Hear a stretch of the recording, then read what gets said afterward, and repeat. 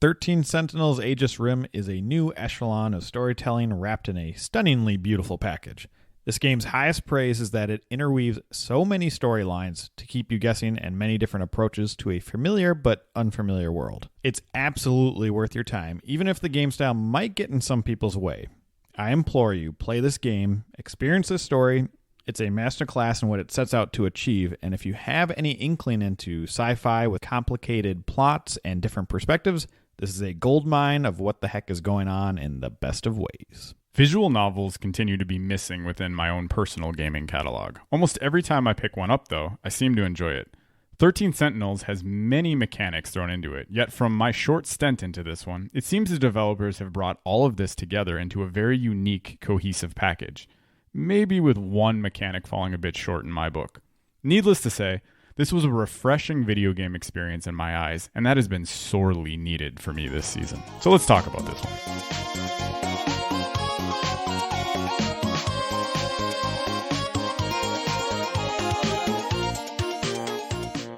Welcome to Bits of Time, where we ask the simple question, is this video game worth your time? There are only 2 of us, not 13.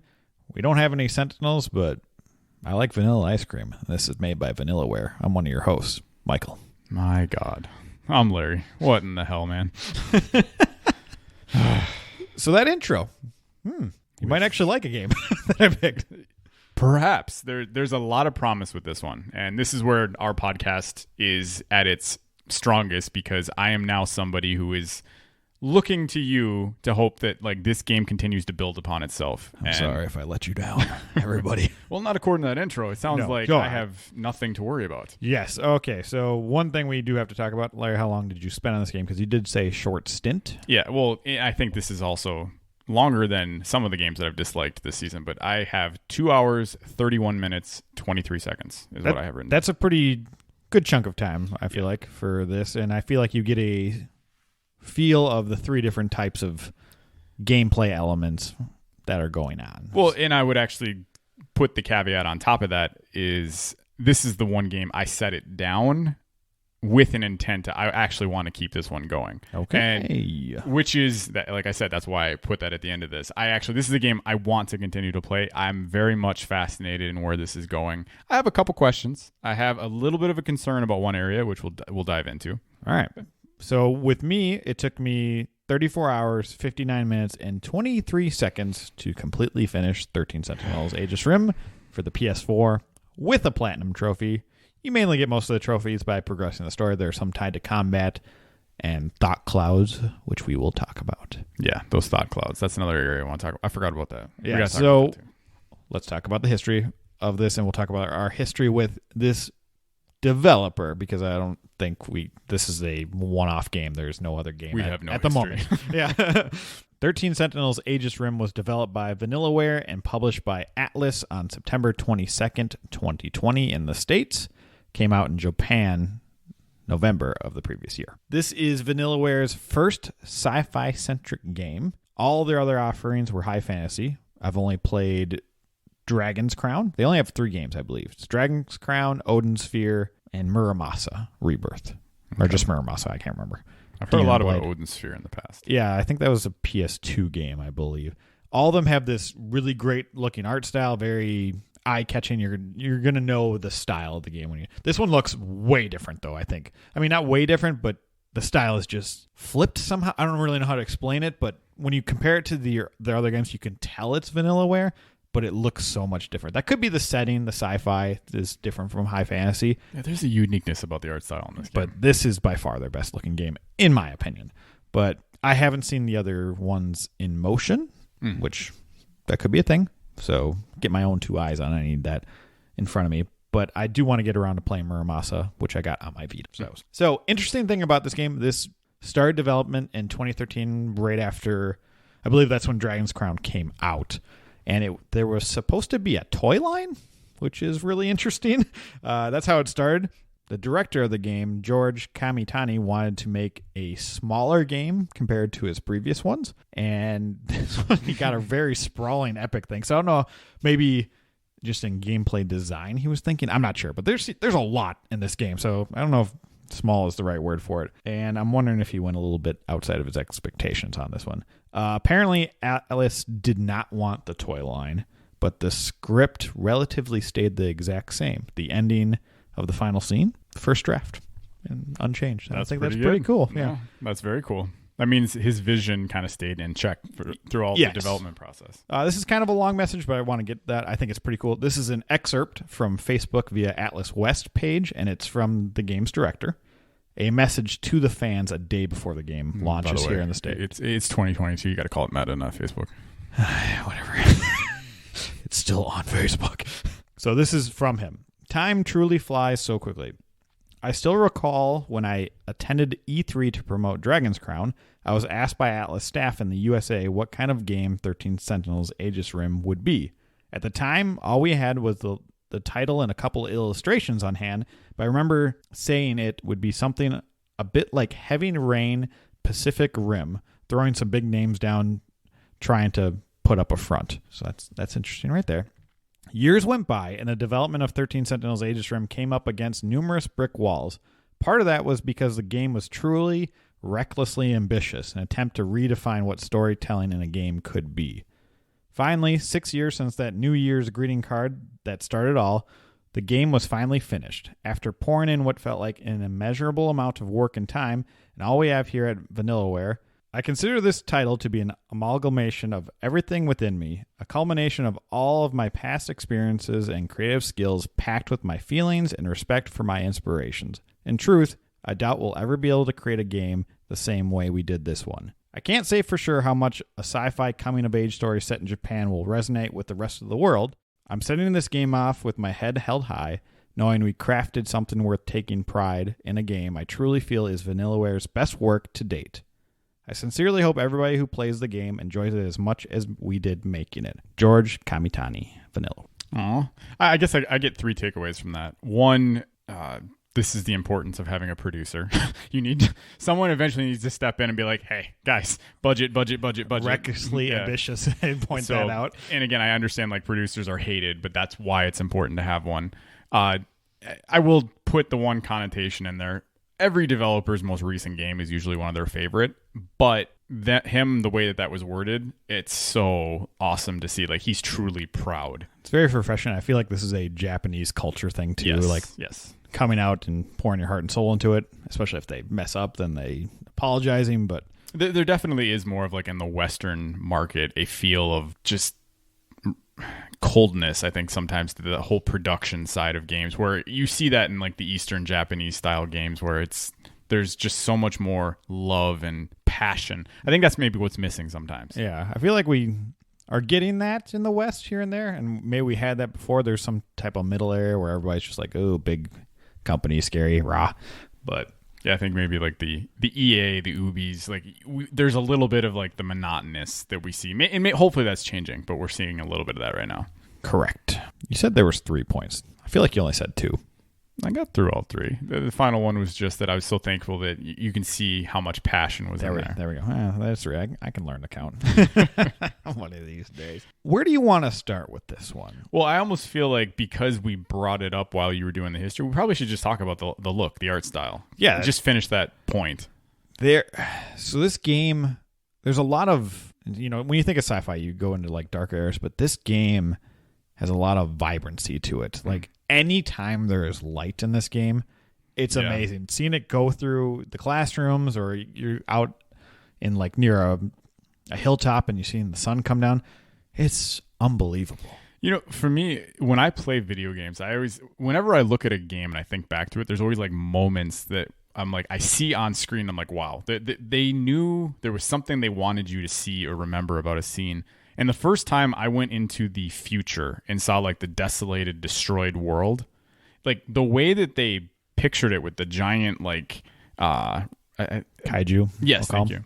Which I feel like that name is used so much. But just that kind of scene and the way that the art style of the game was put together. I've only played about a little under, I think, 2.5 or about 2.5 hours. And I already have a moment where I'm like, oof, I really, really like that. But going back, just the art style itself, the way that I worded it, there's a floaty, I don't even know what the correct term would be, like nature to the way the characters kind of bounce on screen. Oh yeah, I catch what you mean. Yeah, and there's almost a uniqueness because like you can tell based off of the way the character's motion is, you get a little subtle style to whether it's a cocky character, or more like a colder character, a more happy-go-lucky character. Yeah, they do really good about that. Yeah, and I thought that was like a unique, just subtle thing that they do in the game. And just the art style itself, like you brought up the light, just that palette, that style, it's so just nice to look at and aesthetically nice to look at. It's not ever going to age poorly at all. No, this game is going to be beautiful till the end of time.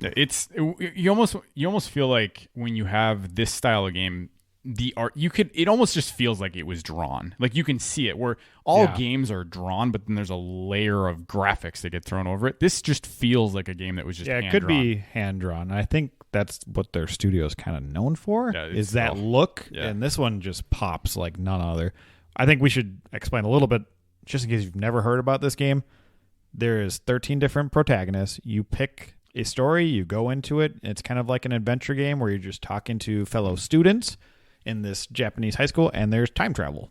Yeah. And again, the caveat, since it is a visual novel, there's a lot of reading. Like you have to be willing to put up with that. And I think one of the coolest aspects of it, I was watching you just play towards the end a little bit, because you played in 2 different sessions, I believe. Yep.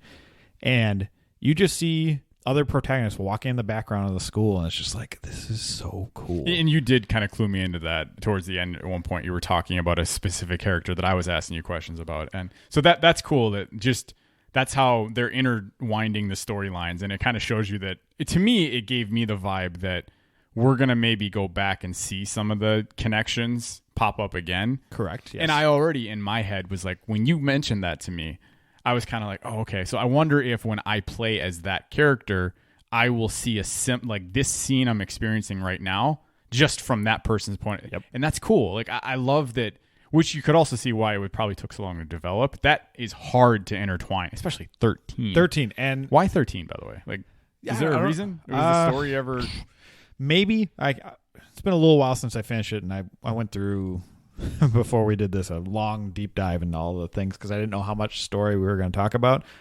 And I don't think they ever say why specifically 13, okay, but they are recruiting people for a specific reason in this game. So it's not like the atypical, like, we need 13 crystals. Yeah, no, okay, definitely not, which is great. Good. And one thing I will say is all the characters feel different. Feels the wrong word, because you're not actually, I mean, you're controlling characters, but you're not. The gameplay isn't like that. Yeah, but you're through. That's the book side of it, right? Yeah, where exactly. Like you just know the characters' mannerisms and thoughts are different. And when a lot of people, I know you mentioned visual novel in your intro, it's not typical visual novel where there's a big side thing at the bottom and it's 2 static images talking to each other. It's not like that. All the conversation is through dialogue above their heads, but it's very neat is the right word I'd put as. So there's a lot of movement in between characters, so it's not as static as visual novel. There's a lot more going on, I would say. Yeah. This game also gave me the vibe. I realize there's a possible hole in my life when it comes to like going back to like the classroom aspect of video games. There's a lot there that you can play with in games, and I kind of was really hesitant when you first showed me this game. Like I remember watching you play a little bit of it, and I was like, okay, there's a lot going on. The music's pretty cool. I was like, this looks like Michael's style of game. But and this is why it's so important to actually play games, is as I was playing it, I caught myself getting kind of sucked into that world, which is a credit to the writing. Yeah, 100%. And I think what's interesting about it, I didn't grow up in a Japanese school. It felt homey in a way. Yeah. And maybe we always use the word nostalgic, but I know it's not nostalgia. But interesting, in that letter from the director, he was like, I'm sending this game out into the world, the coming of age story in Japan. Like, how is that going to resonate with people? I didn't grow up there. Obviously, I've liked anime and these types of games for a while, but I resonated with it even though I have no experience. And this is, back in the 80s and 90s is the feel of this game. And then you jump around to futures, which is very complicated, and they do a total different twist on it. Okay, so it's like 1945. It goes all the way up to 20. I can't remember the exact. I think it's like 2155 or something off the top of my head. But so there's definitely a big range too. Yes. But, that was the thing I also noticed in my play experience. A game, I always know a game's potentially going to be special for me is when I'm experiencing the characters and I'm wanting them to make the right decisions. And I noticed that I was already kind of like, okay, here, like, where are you going to go? I want good things to happen here.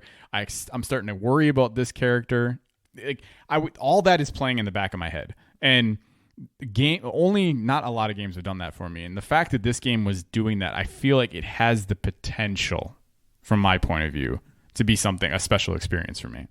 And there are 3 distinct parts. So like we talked about, you're picking a protagonist, and then you have these adventure-like things where you're trying to trigger an event and say the right dialogue to a person to go through the scene. And each one is broken up into these smaller little chapters, basically. Yep.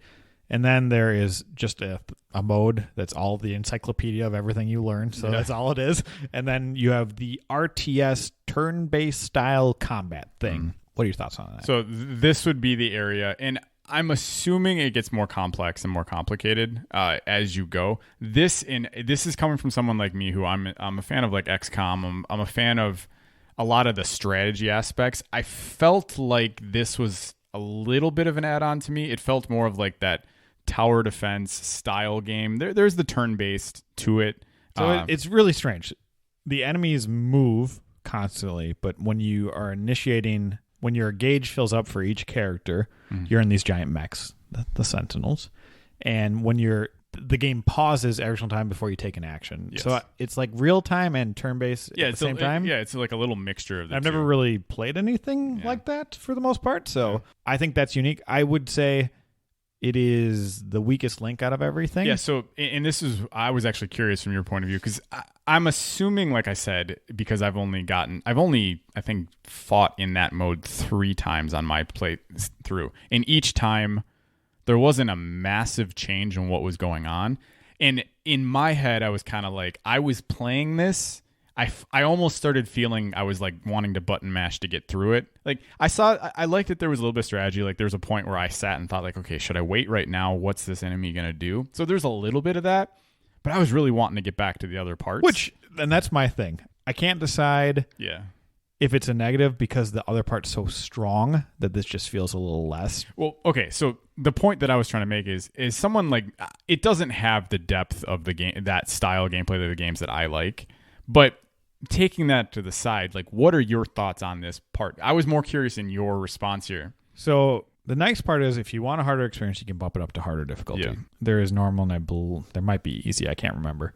Well, then I would also say for people who just want the story, maybe it's better that you can bump it back. That's why I think it's perfect in that regard. I found it intriguing, especially towards the end. It got harder. I actually started losing some missions, so there's that. Okay. But it did generally feel easy throughout. Okay, just to clarify then, if you lose a mission, are you meaning do you have to replay, or is it actually story significant? You just replay it. Okay. Yep. And the one thing I like about it is there's a beginning little intro talk usually, and there's an ending talk. And the stuff that they talk about somehow correlates with the adventure mode because this is taking place at a different time when everybody knows each. And they'll say something and I'll be like, wait, what? And somehow with a story, for the most part, you get to pick where you start and stop. It doesn't spoil moments in the game, but sometimes it'll say something and you're like, that doesn't make any sense. And then when you go into the adventure mode, you're like, oh, crap. That's clever. I like that. And there were so many points where I was like, okay, I need to go play this person's story because of what they said. I was like, how do they link that's up? That's a good thing then. So it's almost like those are subtle little drops that they throw in to get. It's almost like, you can freely pick whoever you want, but that seems like a guiding hand. Exactly. A little bit. And you have to jump back in between because you get to a certain point where the rows of attacks, or what are they called? They're like different episodes, whatever. I can't remember what they're called. They won't unlock unless you have level or chapter 2 of this character and this character unlocked. Yeah. So there's some flow, but for the most part, you just pick wherever you want to go. And somehow it integrates so seamlessly, it doesn't spoil anything. Or if it's a spoiler thing, you're like, that doesn't make any sense. Oh, what the heck is happening? Yeah. Well, it's almost like the spoiler pops up and that just provides you more intrigue. You're like, okay, man, I need to go pick this character and see what the heck's going on right now. And so the strategy of the actual RTS part Yeah, it's not super in depth, but there's enough depth to, I think, to keep you interested. So, for instance, there are some enemies that are weaker that you have to attack from behind, so you have to go behind. Mm-hmm. Your different sentinels are, some fly, so they're quick, some are slow, some can just do a rocket barrage and just do a bunch of damage, or sentry turrets, which is super fun. And then later on, as you fight more different types of kaiju that are invading you, it gets enough. Okay, so then, and maybe you just answered my question. I was going to say, is it more of it's a nice change of pace and there is a good story element filler that pops in there? Yep. That's almost exactly. Like, it peppers you with enough story intrigue. Some of it might be a little throwaway. It's not going to be super throwaway. It's the wrong answer. Not going to be revolutionary to what, like, oh my God, they just said this and how's that relate? But there's enough of those peppered in that I think it's worth doing. They don't last very long each time. They're, 2 to 3 minutes, 5 minutes at most. So you never feel like you're so committed to this. And then, I played the battle system after I beat the game just to kind of, because there's like this endless run. You can just keep going. And I messed around with it for like 13 rounds or something. Okay. I don't know if that's specifically 13 and I stopped there for a reason. Maybe I meant to like 17. Whatever, doesn't matter. I think there's enough there. It is not the strong point of this game, though. But it does break it up a little bit, like you said, and I feel like it's a nice ancillary mode. And to clarify, I didn't say it. I was asking your advice if it broke it up. But and again, that's I like the fact that that they are still interacting with each other and not specifically always just talking about the battle itself. Maybe there is some other drops. I like that that's a potential there. Yeah, so it's simplified a little bit, but yeah, I still think I like it, and I think it's just a nice palate cleanser swapping between the two, and the little pepper and the story elements really goes a long way, I think, in this game. Okay. Well, so then I guess my next, the part that I don't know if it was more my confusion or I just wasn't paying attention sometimes or what was going on, but I felt like I really, really like the idea of the thought bubbles where you get to you can think for yourself and talk to yourself internally or ask a character a question and you can decide. For some reason, for me, it felt like sometimes I couldn't remember if I had clicked on, there wasn't sometimes visually I could tell that I'd already done it. It felt like sometimes I couldn't visually tell and I was redoing things. I think, if I remember correctly, they're highlighted in a different color or they become gray versus one's green. I can't remember if your cursor's over it or not. Yeah, because I remember multiple times knowing, okay, I could tell I got what I needed from that and it was clear and I could see it. But there was a couple times and I was like, okay, maybe I just haven't gotten the answer that I need from the character or there was like a trigger. Yeah. But then it felt like one or two times where it was like neither happened. And so there was like a little bit of a middle ground. Yeah. But I like the concept. So it was more of maybe just like an annoyance. I did something a little bit off. Yeah, that was my only other complaint about the game. Yeah, that was it. To clarify, I guess, what thought bubbles are, is when you talk to characters in the game as you're going through the school portions of the game, if you hear a topic, then it'll go into this other menu. So you press triangle, I believe it was on PS4, and it brings up all the topics that you've heard about or that you need to progress, and you can click on it and you can hear an inner dialogue of your character just talking about it. So like one of the big things is Juno's character, he gives the other guy, I can't remember his name, he's got blonde hair, whatever, he gives you a VHS because it's in the 80s. And so then you can talk about, Kaiju movie, I want to go watch this. And so it brings a little story elements to your character too. You feel what they're actually going to think. And then you can use those topics to talk to other characters, and that's how you progress through the story. Well, and I think this is where the idea of the way that the game is presented, the fact that there's the difference between what you're actually thinking internally and then using some of those internal thoughts to actually then ask questions. It almost gives you this connection, like that's what we do in real life. It's like I'll have a thought in my head, and then I'll a very good point. Yeah, I'll use that thought to then ask you a question, for instance. And I think the game found a way to blend that really creatively. That maybe it looks contextually simple, but there's more complexity with the way that they ask the questions.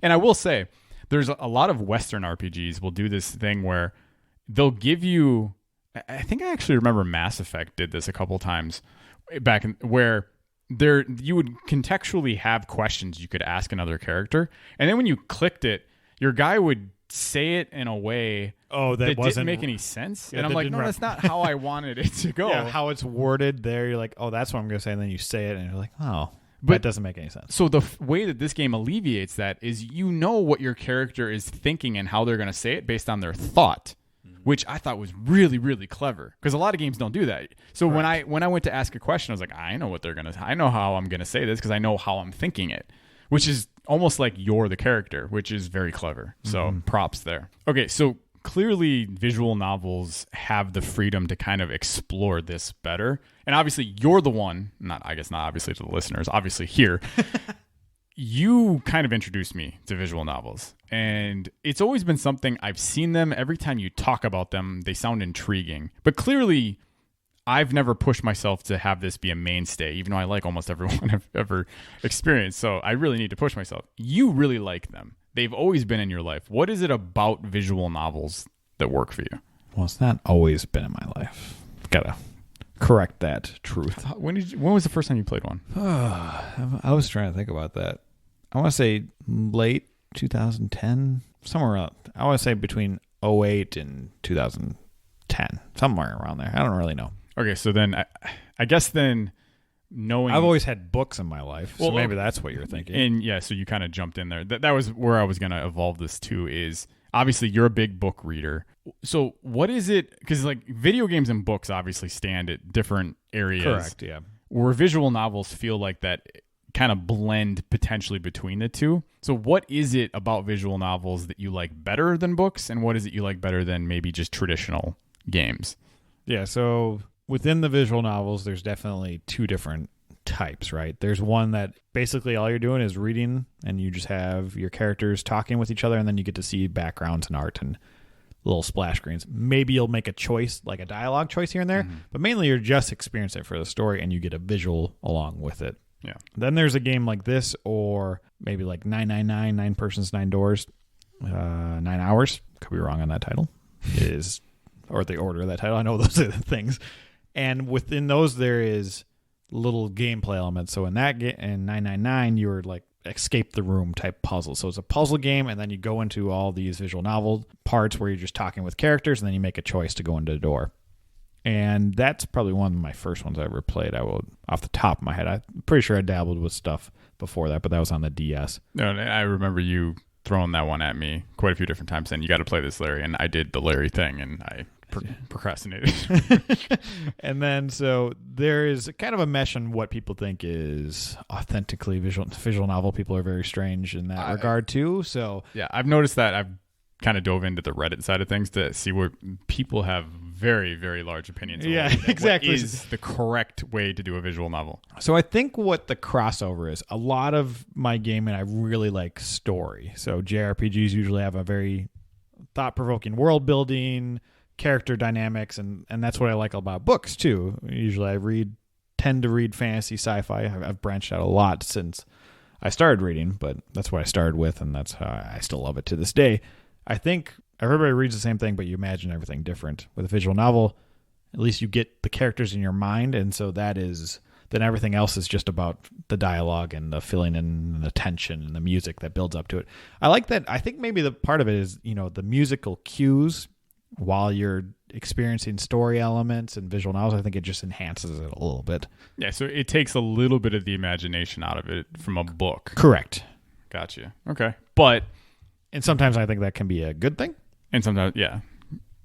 Especially if it goes against, it can be a bad thing if it goes against how you had pictured it in your Correct. Head, and I think you get the complexities of a book, but then you get snippets of gameplay here and there, depending on which version you're doing. But you get some excitement with these art paths where you get these splash screens of just these cool arts and different scenes, important scenes that kind of sear into your mind. And honestly, it's probably more akin to a TV show in some regards. Like you have this overarching, because it's generally they're probably going to be longer than it'd take you to finish a book. So you got this nice, thorough story bits. And usually there's more than one ending and different, we'll call them paths that you can go down. I wonder if it's visual novels in a way are a little more like hand-holdy than books. Because it's like if you're struggling to kind of get an idea what the background is, they can show it to you. So you don't have to think that much. That's a great way. I mean, it's like picture books. Yeah.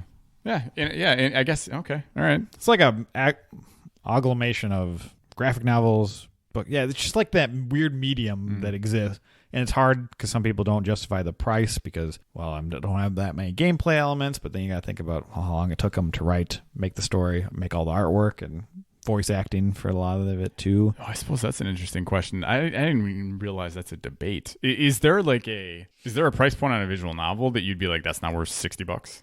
No, see, in my head, it is just because of time, but generally I feel like visual novels aren't priced at that. Generally. I feel like they're a little bit cheaper, but that is a debate. And, they are also time consuming, so there's that part. Are they worth your time? Like this game, it took me quite long to get towards the ending, and it's like almost 35 hours. I mean, that can be a good investment. I know you made me squirm a little bit because I've committed. I want to play more of this, but when you said 35 hours, I was like, woofed. I feel like this is one of those games that just sucks you in, though, and it just doesn't let time go. Flies by. Now, in this one, it has more, 13 Sentinels specifically, it has more gameplay elements than a lot of visual novels. I think a lot of the time, the varying game modes help these types of games to a degree, unless it's really tacked on, then it usually interferes, I feel like. The problem sometimes when they're half-baked. And I feel like 13 Sentinels is not half-baked in either of its modes. You can definitely see that the RTS is, lacking is probably the best word for it. But see, I almost don't even know. It depends on, because if you're and again, this is I'm assuming something here, but if you're someone who's into visual novels, it feels like sometimes the overlap between people who are into visual novels and the people who are like RTSs isn't there, which is why it's such a unique thing to add in the game. I probably agree with that, but I don't really know. Yeah, if you're not somebody who plays, and I don't even know if I guess it is real time. It's like that almost feels like that's not quite the correct term to use. Yeah, exactly. That's what I call it RTS turn-based because I don't really know. But yeah, so if you're not as picky, like again, I'm a super fan of XCOM, so I love the games. I'm actually slowly making my way through Phoenix Point right now, which is kind of an offshoot game from that same developer. But as long as you're not that into it, it's probably complex enough for you. Yeah, I feel like subpar is probably better. There's subpar elements to it, but there's enough strategy that'll get you through it. But for visual novels, I feel like this is a great one. I think it's top tier. Where do you kind of rank this? I'm not going to just have you make a list of visual novels and where you'd rank them, but like, is this like a top 5 visual novel for you all time? Top 3? Yeah, probably. Wow. I feel like right off the top of my head, and I haven't really thought about it super well. Like Steins Gate, Danganronpa 2, this game, they're all like right there. Oh, okay. I mean, that's high praise. Yeah, those are great games. So without going into spoiler territory, these might be minor spoilers, but I just want to talk about some of the gameplay story bits. Yeah, you got to be careful because I don't want to get spoiled. Exactly. I'm actually going to play this one. So we've talked about there are mechs. There are 13 school-age children that are getting into mechs. The game starts off at the final battle. That Japan is being overrun by these kaiju, which are giant robot monster-looking things. And so you have time travel in here. The cool part about this game is it literally has probably every trope that you can think of. There is the people that have lost their memory. There is the giant kaiju attacking. There's time travel. There's cloning. There's AI. It has every element. And I thought, oh, this is going to be done. It's just going to be full of cliches. And they make it all work. They make it all work. There's like things like Terminator and E.T. in it that work. I mean, one of the episodes you played, this doesn't really go into spoilers too much, is this girl finds this robot and it reminds you of E.T. because she like puts it in her satchel. It's got like a little thing over its head. I'm just realizing why I think this game resonates with me so much is you explaining that. I haven't played it in a while. And I instantly went right to the locker room.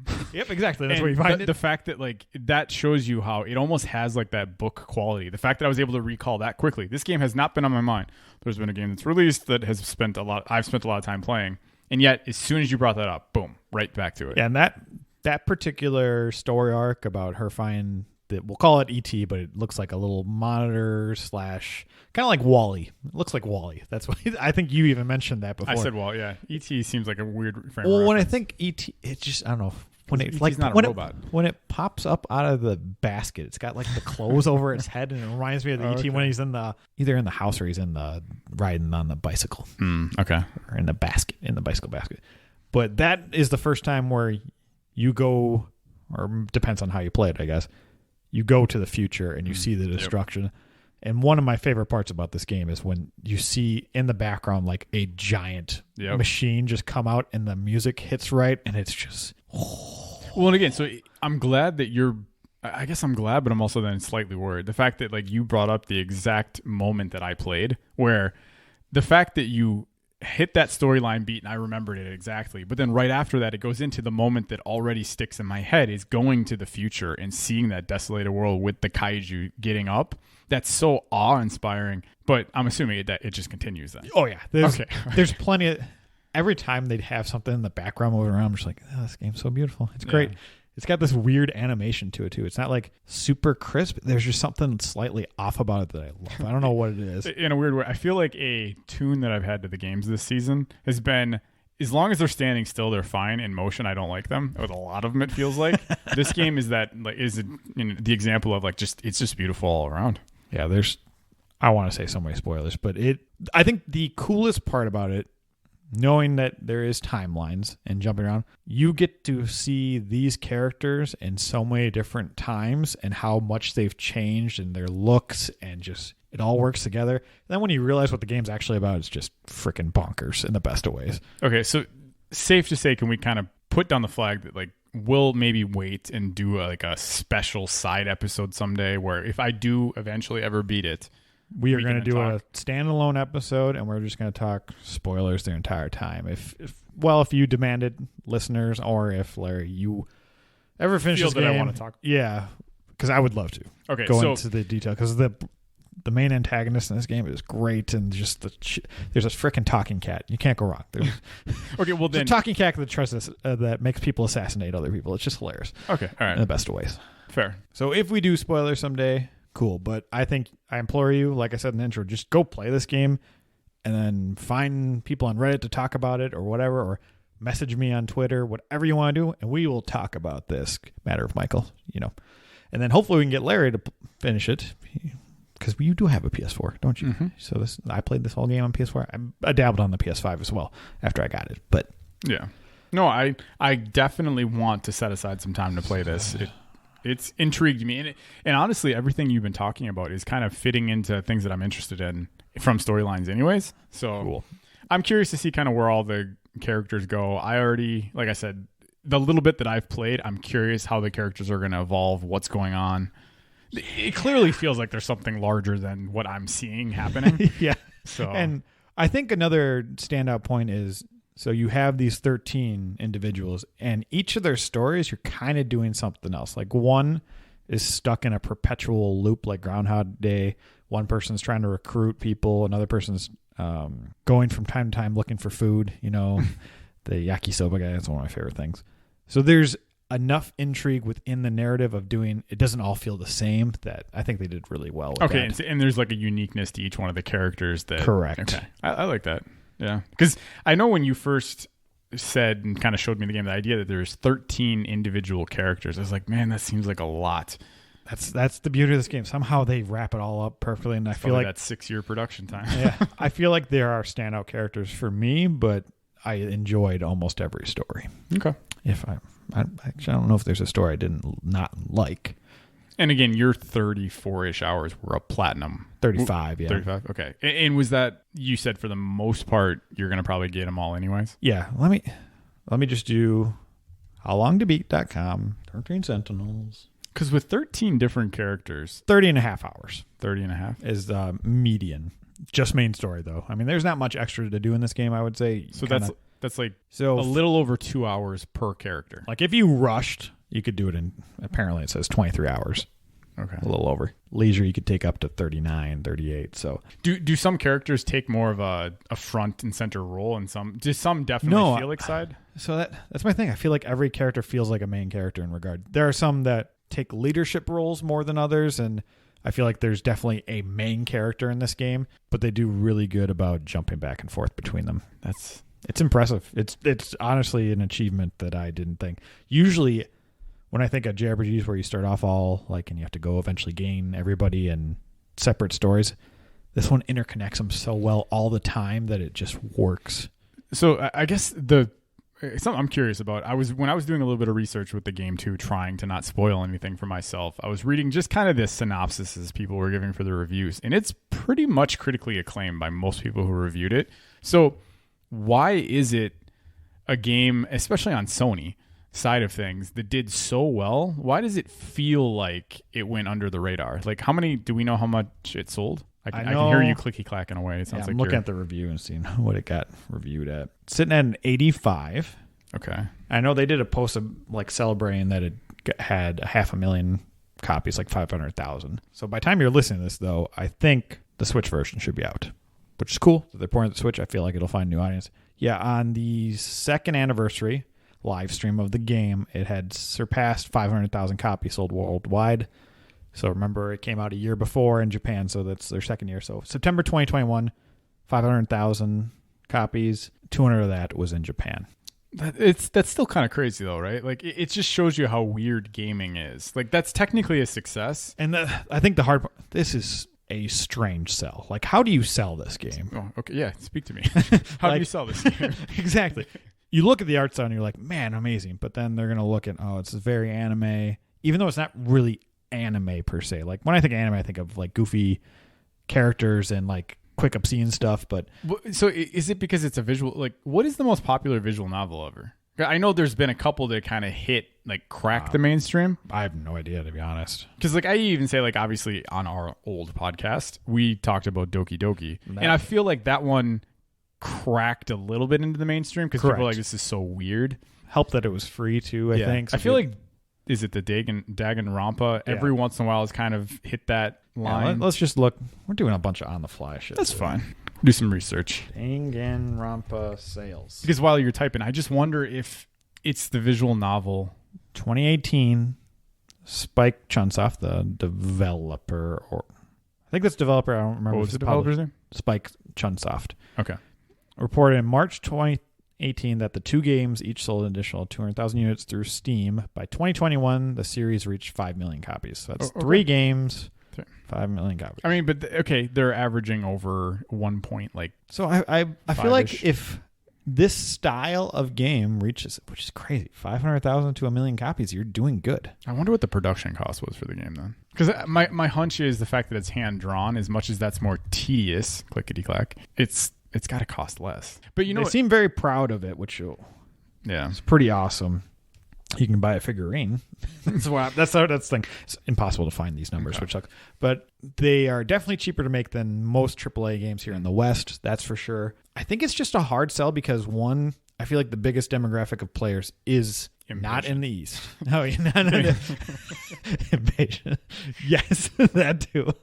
And this is just not the style of game. It's not gameplay focused for most of it. Yeah, it's just a very hard sell. Well, and I guess this kind of shows my lack of knowledge when it comes to the Eastern market then, because for some reason in a game of this style, it kind of feels weird that they only sold 200,000 in Japan. Yeah, maybe that's a lot. I don't know.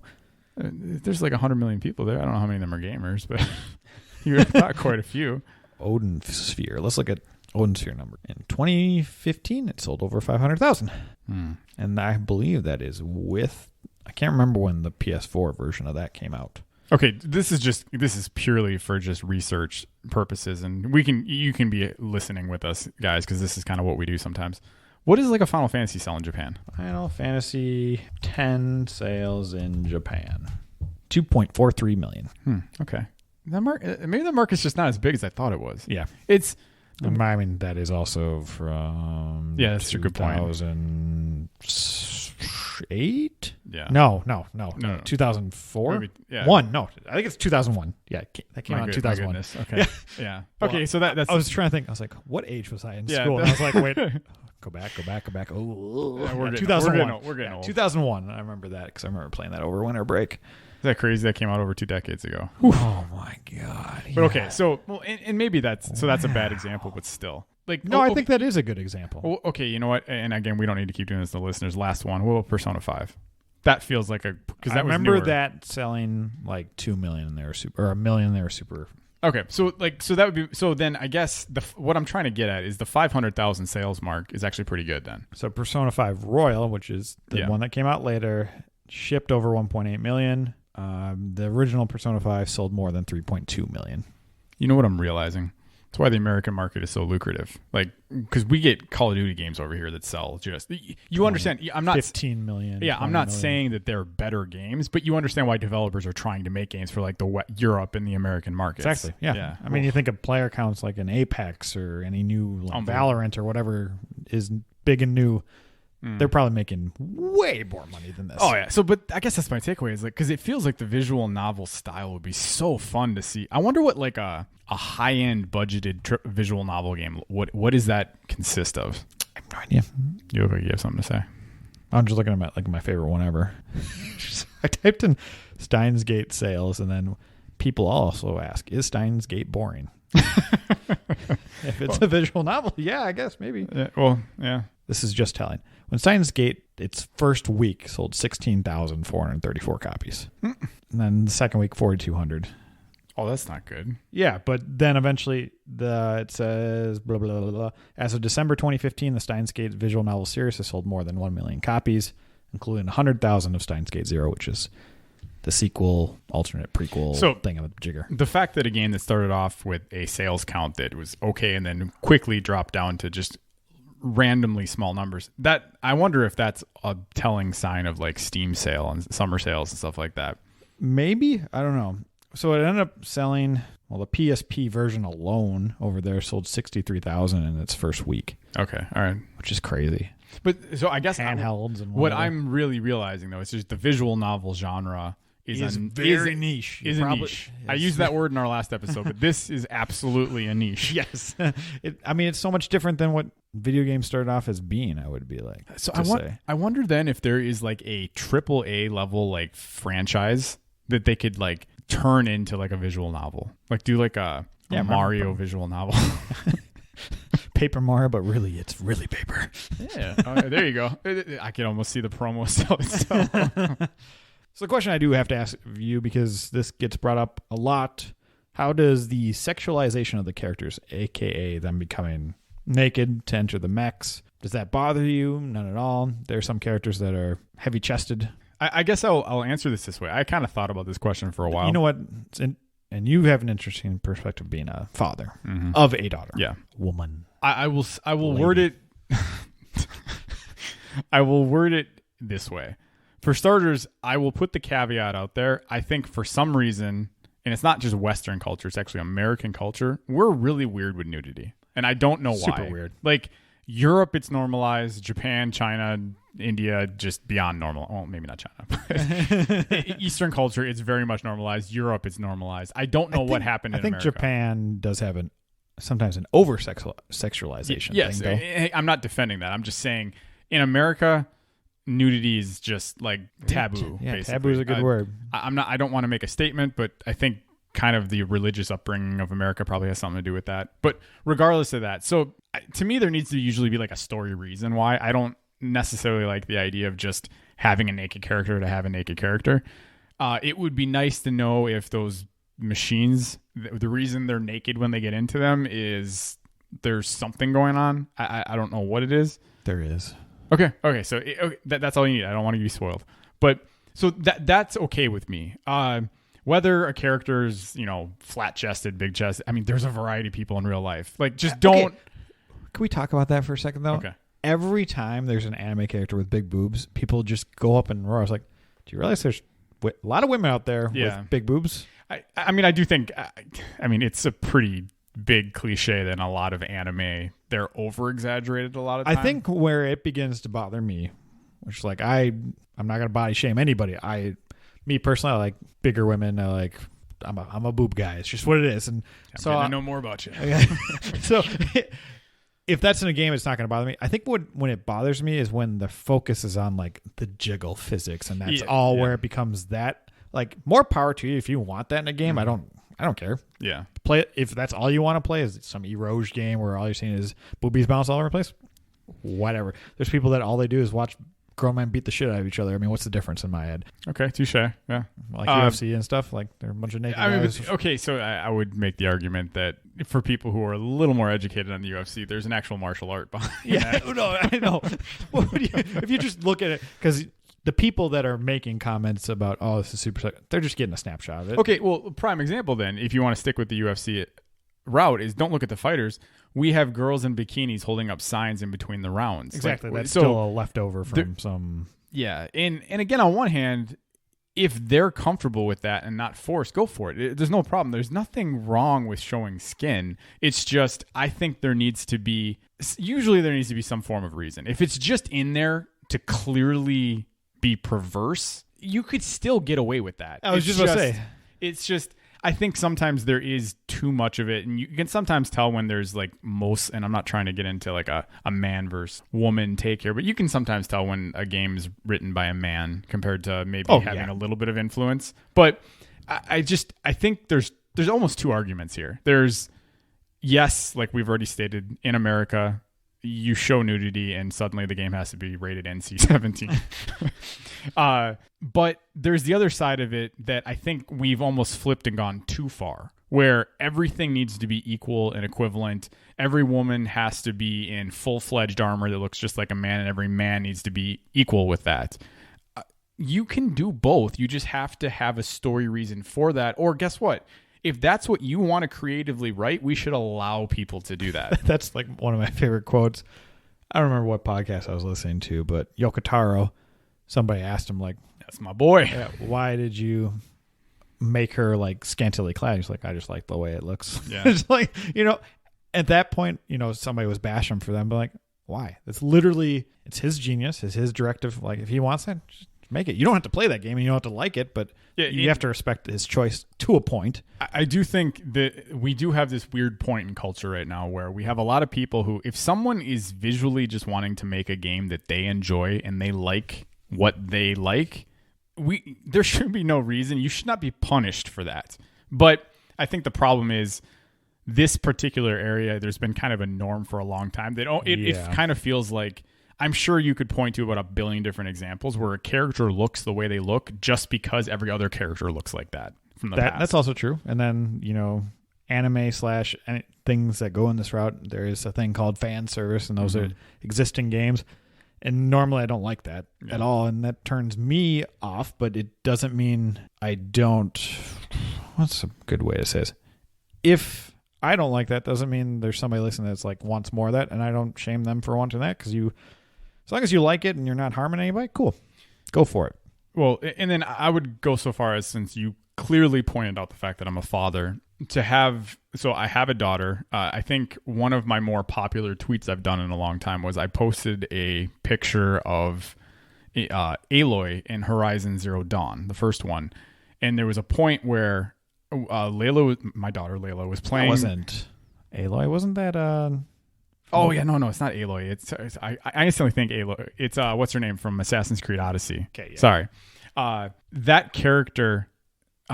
there was a certain point where the sunlight was hitting her in the right way, and she had told me, Layla went out of her way to let me know that she looked so powerful and strong. And so I kind of looked at that as like being a father. I was like, representation matters. So you should want to care about what your main characters look like. Correct. And so I don't know if I would 100% be comfortable for my daughter playing a game where literally every character, masculine or feminine, is literally just throwing their stuff around all over the place. Like, she's going to understand that this happens in life, but I just tend to like things to have a reason. That not being said, though, if you happen to have a character who, just because they're larger in one area over the other and they're just in the game, they don't need a story for why they're larger. The human body's all over the freaking place. I guess that's a good point, because it feels like, especially right now, like every character has to be a certain way because there's no, and it's like, well, then you're just alienating so many people. Yeah. Like, no, I know. Oh no, every character's got to be this height, this stuff. Yeah. And I'm pretty sure we can both. It's pretty easy to say, like, just culture in general right now is in a weird spot. Like, it's being tested, it's being pushed, but freedom of choice should always be. Yeah. And I don't think this game gets too gratuitous in any area. There's a nurse in this that has giant boobs that jiggle. And that's a trope. Is it now her character that goes on a whirlwind? Let me tell you, that character arc. So, but people point out review I've listened to or any preview, everybody mentioned like, oh my gosh, she's got the biggest boobs in the world. I was like, so obviously it was a focal point for some people, but I don't think it's as gratuitous as people say. I just always wonder, these people never seen a woman before? I don't know. Well, that's an interesting point though then too, is so if you happen to in real life see a nurse with that had a larger chest, like, are you instantly judging them? Like, to me, that's what it feels like the market shoots for. And I've always thought about that because I feel like, man, for as much as people want to be inclusive in they pick things like this that I feel are strange to me. You know what it could be? It could be just the outfit. Because real, like, nurses in real life don't typically wear those, there's no cleavage. So that could also be what that video game industry does. Touche. But yeah. Wow. Okay. I didn't, we both had some opinions on that one. Yeah. But I do think... Do what you're going to do. Yeah. As long as you're not harming somebody, which I get, if you over-sexualize everything in games from now until the end of the millennia, that could probably do harm. Because then you're going to think, well, all women are this versus that, and all men have to be this way because they all have to be strong. That has bad connotations, as we've probably seen. I look forward to this segment being clipped and taken apart and having our words thrown back at us. Yeah, go for it. Out of context rules, baby. But no, this game is great. Even if there's some sexual stuff, who cares? Well, Make your own opinion about it after you play it. Okay. Or, you can watch a long gameplay, and that's good enough for me, too. That's actually, I have a friend, Ryan, I think I brought up before. He, a way that he plays video games now is actually he'll just watch other people play it. And so is that considered playing? I don't know, but it feels like it's. I'm pretty sure.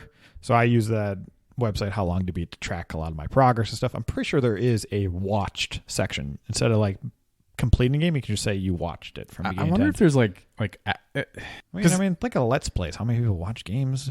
That's true. It's valid. You should do a Let's Play. No. Well, maybe. Who knows?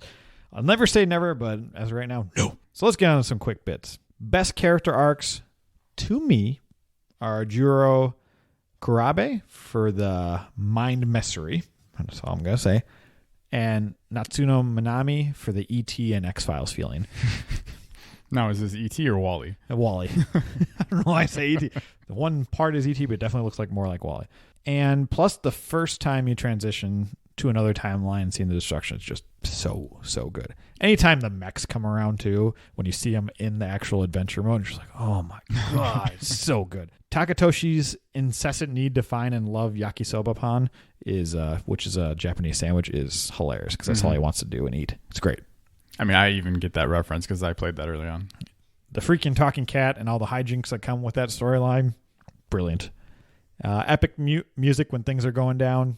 Also great. So you have androids, assassinations, giant kaiju entering your scene. Every single time the music just ramps up, it's so good. The multiple different personalities that the characters have in each timeline and the drip feed of information that you get is just so freaking good.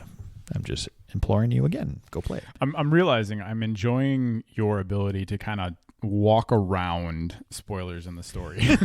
Like you're trying very hard. Look at the beautiful screenshots and go play the game. Prisoner 426 bad guy reveal and all that's happening with them is fantastic. Especially, I don't know why, Japanese artwork, whenever they do like a silhouette of you don't know who it is, I just find that so intriguing to me. The wonderment. So again, just go play this game. I feel like this is your strongest recommendation to the season so far. Yeah, maybe. It could be. So we'll have to see how this works up on the wrap-up, but where I actually align it. This is a longer game, so it's going to be a time investment. It's probably not your usual type of game, so there's a lot going against it in that regards, but I strongly feel it's worth your time. Well, I'm trying to think. The proper way for me to end this would be, as someone who you guys are probably very used to saying, I'm tapping out, I'm done. I've actually spent 2.5-ish hours in this game, and I want more. And you've probably gotten a decent idea at this point, kind of where I am with a lot of different video games. This is the most unique one that we've had on this list so far, I would say. More, maybe the most complex would be a better way of saying it. And it is newer. Yeah. So with all that being said, the fact that I'm still intrigued and want to do more, take that for what you will. Like, that's pretty strong sentiment. And the fact that you have said nothing that makes me go, ugh, no. So there you have it. Normally I like to get poetic, do some wordplay with the title of the game. I'm just going to keep it real simple this time. Go play this game.